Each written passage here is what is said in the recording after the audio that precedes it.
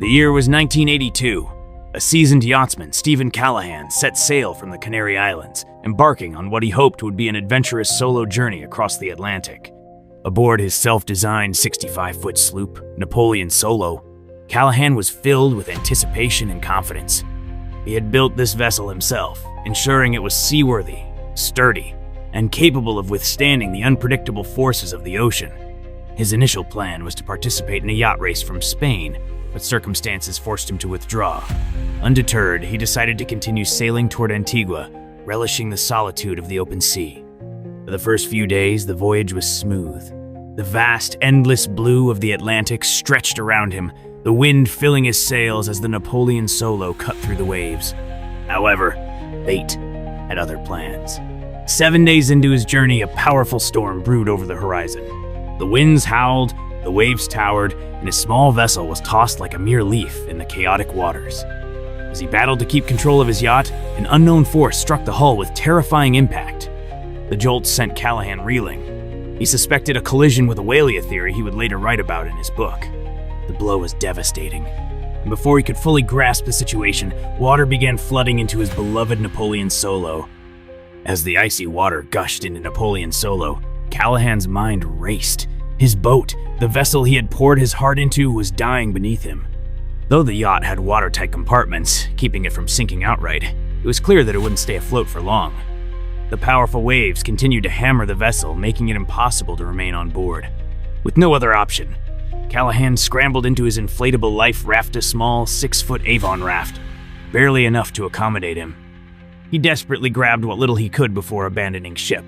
A piece of cushion, a sleeping bag, navigation charts, an emergency kit, and a short spear gun. In the chaos, he also managed to salvage solar stills for producing drinking water, flares, and perhaps most ironically, a survival manual titled Sea Survival. Just before dawn, another huge wave struck, severing his raft from the sinking yacht. He was now completely alone, adrift in the Atlantic. The once secure feeling of having his yacht nearby was gone. The vast, open ocean surrounded him in every direction.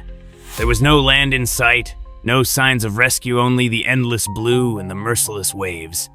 For the first few days, he lived off the food rations he had salvaged, rationing each bite carefully. But he knew that supplies wouldn't last forever. He had to adapt or die. As the days drifted by, Callahan quickly realized that survival was not just about endurance, it was about adaptation. His emergency food supplies dwindled faster than expected, and the relentless heat of the sun scorched his skin. The salty air and constant exposure to seawater created painful sores all over his body.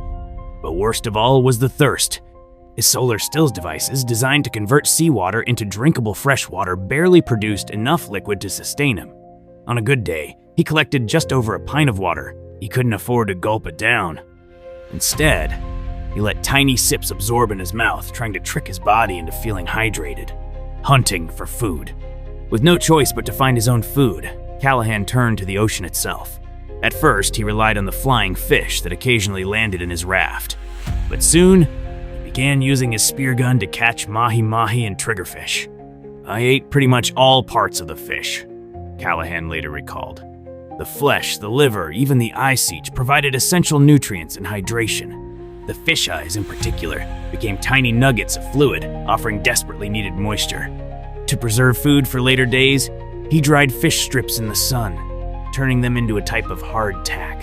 The longer he drifted, the more his body and psychology adapted. The saltiness of seawater became less intense, and the taste of raw fish no longer seemed unpleasant. It became his lifeline. The endless ocean.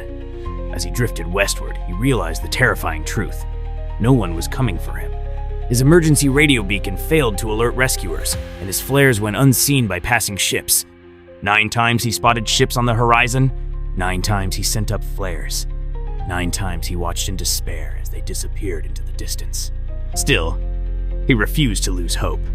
Every day, he forced himself to maintain a routine, checking his raft for leaks, repairing equipment, fishing for food, rationing his water, navigating using the stars and ocean currents. Even in complete isolation, Callahan refused to surrender.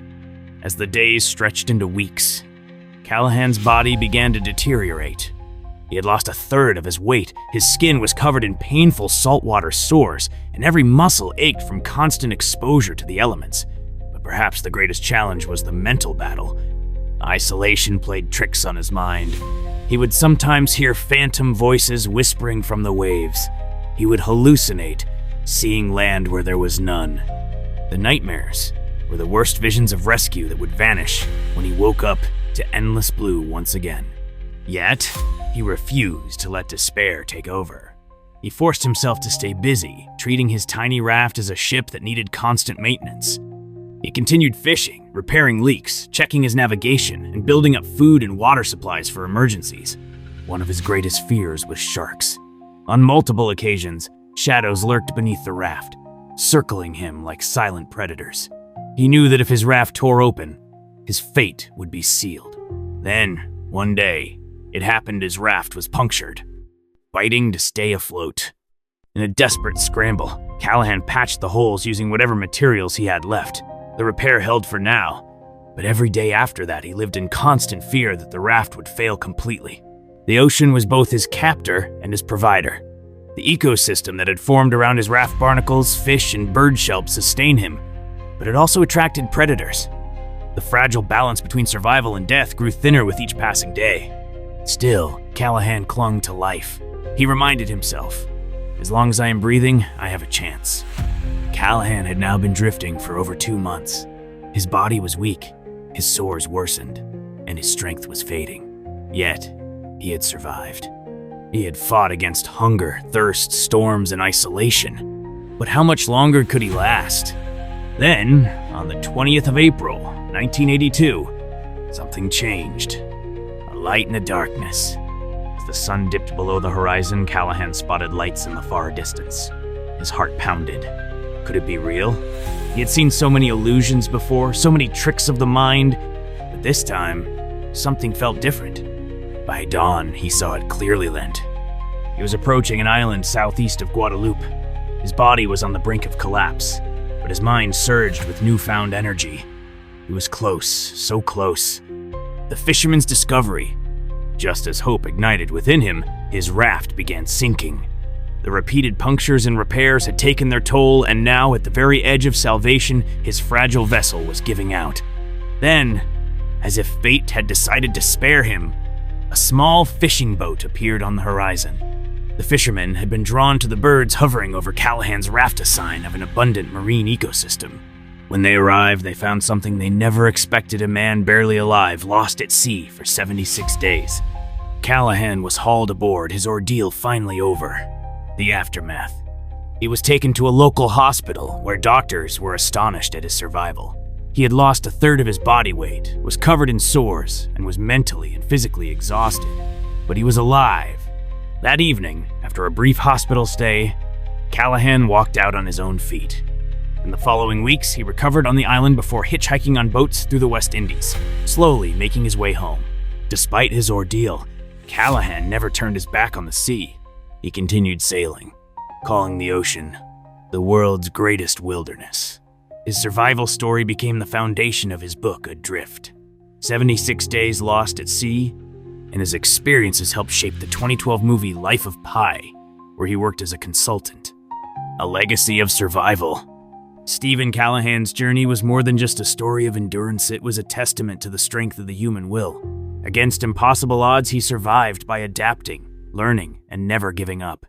His experience remains one of the most remarkable tales of survival in maritime history.